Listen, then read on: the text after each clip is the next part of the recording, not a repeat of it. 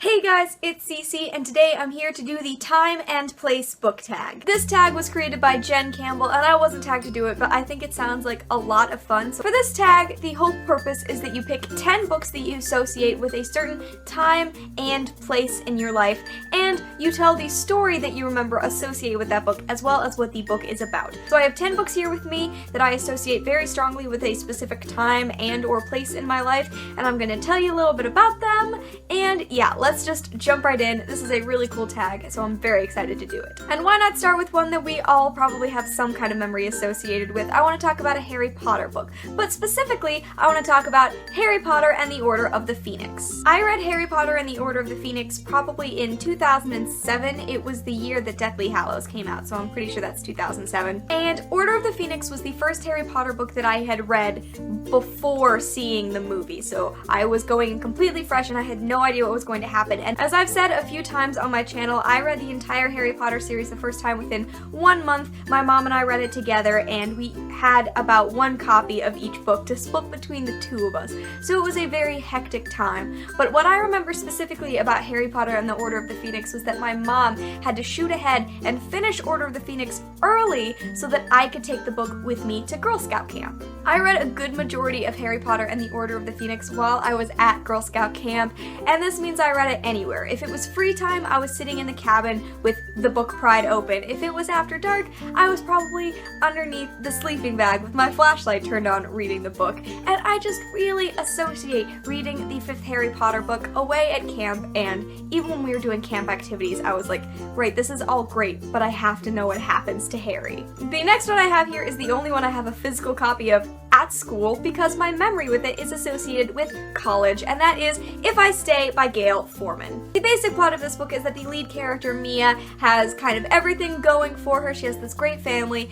and then suddenly she gets in a car accident and she is in the hospital. And she's in a coma, so she has kind of one day of walking around and observing things while she's still in a coma to decide whether she is going to move on and to pass on, or whether she is going to return to life and go on living. It's an incredibly emotional book, but what I remember about this book is, I don't know how well you can see it in comparison, this book has enormous font and spacing, like a lot of YA books do, but I think this has the most dramatic spacing I've ever seen. Last year, my sophomore year of college, I had this great chair in my room. Our room was a lot bigger, so I had this big chair that I could sit in, and I sat down and I spent 2 hours is all it took to read this book. And it was raining beautifully outside, and we had these great windows so we could see it raining all over campus, and it just created such a perfect atmosphere in which I could read and enjoy this book.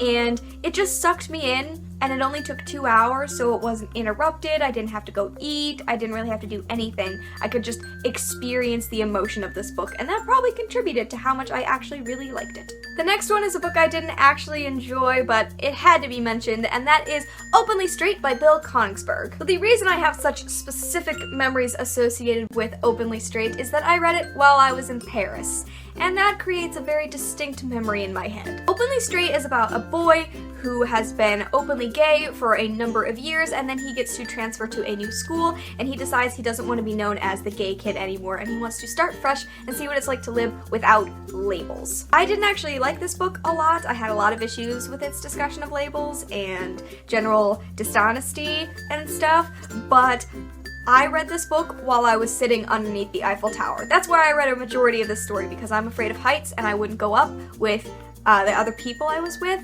so I sat underneath the Eiffel Tower and I read for like 2 solid hours, and I got through most of this book. And so now, even though this book has absolutely nothing to do with Paris, I'm always going to associate the two, which is ridiculous, because I read Anne and the French Kiss like 2 days later when I left Paris. Next up, I want to talk about Stormglass by Maria V. Snyder. This is kind of an offshoot of the Poison Study series by Maria V. Snyder, but I have not read those, so yes. This book does have spoilers for the Poison Study series, as a warning if you were going to jump into them, as I did. But this is just a high fantasy kind of world. There's magic, there's mystery, there's not a ton I remember plot-wise, But what I do remember was that I read it during the 4th of July parade. Parades in my town growing up were not good, and so over the years, as I kind of grew out of them, but my sister started walking in them because she was a cheerleader and she was a dancer, I would still go, so I'd always bring a book, and I'd always put the book down when she was the one walking past. But growing up in Utah, the 4th of July is always over 100 degrees, and I just have a very distinct memory of sitting down at the 4th of July parade, and there's music blaring, but I was reading this wonderful little high fantasy book, and I was completely pulled into it even though my surroundings did not at all match the surroundings within the story. The 5th one that I would like to talk about is Reached by Condie. This is actually another book that I didn't like very much, so this is the 3rd book in a dystopian young adult trilogy. It came out at the height of trilogies, and that is why I started reading Matched, which is basically this world where when you're 16 you are matched with this person and you have to marry them, but the lead girl maybe is falling in love with someone else, love triangle ensues, all that jazz.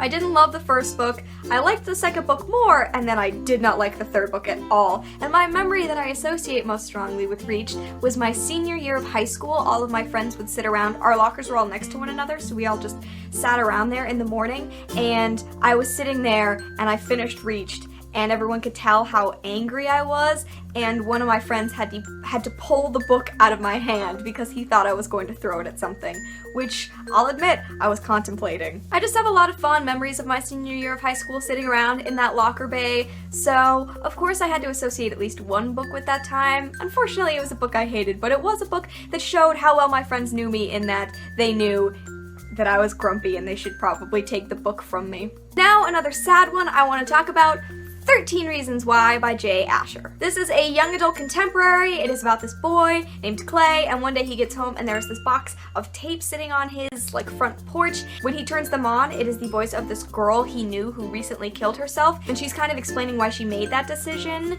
It's a really heartbreaking book, but I absolutely adore this book. I read this the summer between freshman and sophomore year in college, and this was another book where I'm really big on atmosphere. If there's a solid, really beautiful atmosphere in the air, then I will just sit down and read indefinitely. And this is what happened with this book. It was a summer rainstorm, so it was just kind of dark and dreary, and I went into my room and I didn't turn on the overhead lights. I just turned on my lamp so it could be kind of focused, and I read the book all in one go. And I made it through the whole thing without crying, but it created such this beautiful atmosphere as Clay is walking through the steps of this girl, and it just made me connect somewhere emotionally, and I didn't cry the whole time I read the book, and then I closed it, and I put the book on my chest, and then I cried for 5 solid minutes. The atmosphere of it just contributed so strongly to my emotional connection to the book, and it made me completely fall in love with the story, which is why I think 13 Reasons Why is still one of my favorite contemporaries. And now I want to talk about one that was just recently read. It's been within the last year, and that is The Girl in 6E by A.R. Torre. My opinions about this book have continued to go down in the time since I finished reading it. After I finished it, I was kind of like, yeah, that's okay, and now I'm like, I don't like it at all. I just don't have very I just don't really like the writing style, and I've found myself liking it less and less as time has gone on. But the memory that I have associated most strongly with this book, which is about a girl named Deanna, and she has been locked inside of her apartment for 3 years because she has this unquenchable urge to kill people, so she has to keep herself locked up, but the way she makes money is that she is a cam girl. It's a thriller, it's a mystery, I don't like it very much, and I know I'm in the minority. But I read this book last year at the beginning of the semester when I was still studying abroad. It was our second weekend there, and we went to Scotland, and I did a lot of stuff in Scotland, and it was great, and I got to read a bunch of stuff on my Kindle, but 2 weeks in, I'd only bought one book, and I needed a new one. So we went to the Waterstones, I went in, I found this book, I remembered BookTube talking about it, and I bought it, and I read almost the entire book on the 4.5-hour train ride from Scotland back to our flats in London. It was kind of an embarrassing book at times to be reading in such a public place, especially because I knew Janelle, who was sitting directly across from me the whole time, knew that I was reading an erotic thriller.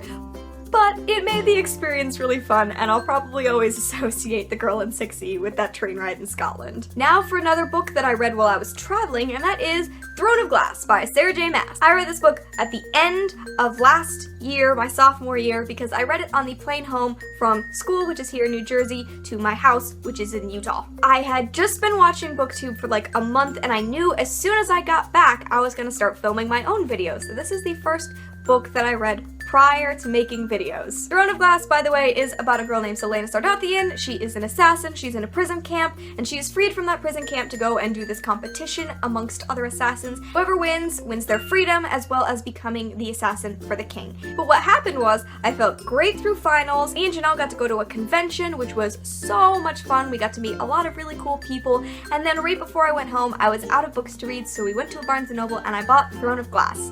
Got on the plane, everything was great. Halfway through the plane ride, I came down with the worst flu I've possibly ever had. I was shaking, I was delirious, and when I got home and I finally got back to my house and I wanted to get in the tub, I couldn't stand on my own. It was bad. I did end up enjoying Throne of Glass, and I finished it over the next couple of days, but I remember reading it and slowly realizing that I had the chills, and then pulling my knees up to my chest and trying to read it, and then the words blurring together, and it was a very, very bad and scary time for me. Now another series, and one that we're gonna go back in time a little bit on, and that is Mockingjay by Suzanne Collins. This is the third book in the Hunger Games trilogy. I'm sure you probably know what the Hunger Games is about. I read Mockingjay the day it came out. I am not big on pre-orders, and I especially wasn't back when Mockingjay came out. So the day it came out, I was like, Mom, pack up the car. We have to go to Barnes & Noble. And the minute Barnes & Noble opened, I made her drive me down. I picked up the book and I came home. I sat down on my couch with a big bowl of popcorn and I read for 4.5 hours straight and I finished it. A lot of these books I associate with places because I read them all in one place, all in one sitting. That's probably the theme that you're noticing here. But I was just so excited to be finally reading Mockingjay and to finally see the end, and I wanted to be able to talk about it with my friends, and I knew once I had a copy I would be able to loan out that copy because my library didn't have enough and everyone wanted to read it. So I was like, I'll finish it in one day and I'll be helpful, and it was. I think that The Hunger Games is my most loaned out series of books in the history of my library. But I read it on my couch, made it all the way through, sobbed, ate a whole lot of popcorn, and enjoyed Mockingjay a lot more than I think most other people did. And finally, the last one that I'm going to talk about is another one that I read traveling. There's another traveling and one sitting reads. I think that that's the theme here. But the book I want to talk about is The Rook by Daniel O'Malley. This is adult, urban, paranormal fantasy. It kind of falls into both, and it basically follows this girl named Miffany, and she wakes up and she has no memory of who she is, but she has a bunch of letters that say they're from herself, and she can choose to kind of run off, or she can learn about her life and what would have led her to having her memory erased. And as it turns out, she works for a secret government agency in London that protects the citizens from supernatural forces. It's a fantastic book. I read it over the summer, I think between my freshman and sophomore year in college, and my family and I went on a vacation where we drove all the way up the western coast of the United States and looped back around, back through Utah. It was an 8-day trip. It was exhausting, but a lot of fun, and I had a lot of different library books with me, but this is kind of the one I focused on. It was just so weird and different and fun, and it had a setting that was so different from the one I was currently experiencing, and I really want to read the second book if it ever exists. Maybe someday. Okay guys, there you go. That is the time and place book tag. I hope that you enjoyed hearing some of my memories that I have associated with a lot of these books. I remember books and where I read them and the feelings I was feeling and the places I was and sometimes the food I was eating. If you have a book that you strongly associate with a time and place in your life, leave that story below. I would love to read them. And thank you so much for watching. I will see you in another video very soon. Bye!